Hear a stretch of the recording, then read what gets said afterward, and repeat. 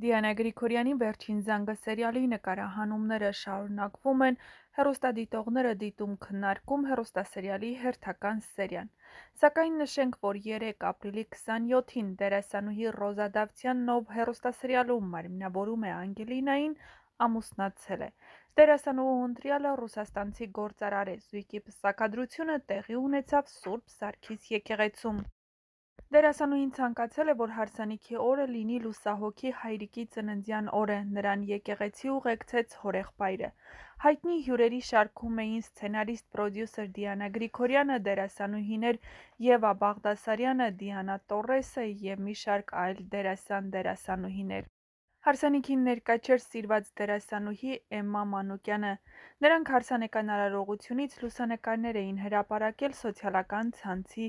իրենց էջերում։